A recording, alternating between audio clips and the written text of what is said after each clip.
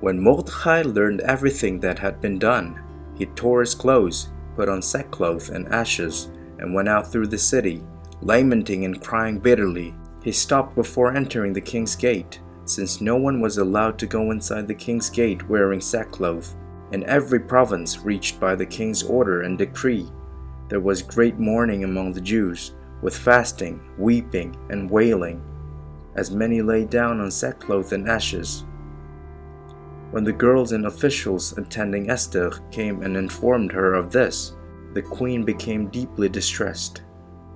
She sent clothes for Mordekhai to wear instead of his sackcloth, but he wouldn't accept them. So Esther summoned Hatakh, one of the king's officials attending her, and instructed him to go to Mordekhai and find out what this was all about and why.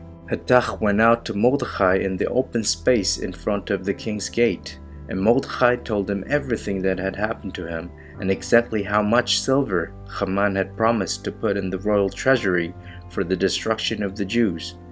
He also gave him a copy of the decree for their destruction issued in Shushan, so that he could show it to Esther, explain it to her, and then instruct her to approach the king, intercede with him, and implore his favor on behalf of her people.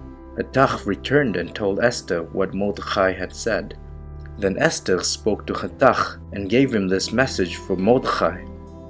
All the king's officials, as well as the peoples in the royal provinces, know that if anyone, man or woman, approaches the king in the inner courtyard without being summoned, there is just one law: he must be put to death, unless the king holds out the gold scepter for him to remain alive. And I haven't been summoned to the king for the past 30 days.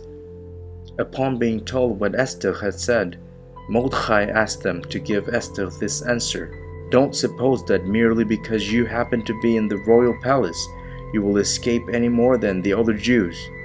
For if you fail to speak up now, relief and deliverance will come to the Jews from a different direction, but you and your father's family will perish. Who knows whether you didn't come into your royal position precisely for such a time as this?"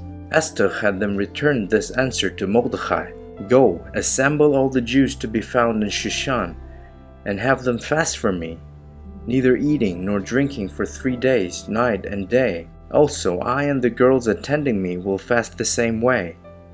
Then I will go into the king, which is against the law, and if I perish, I perish." Then Mordekhai went his way and did everything Esther had ordered him to do.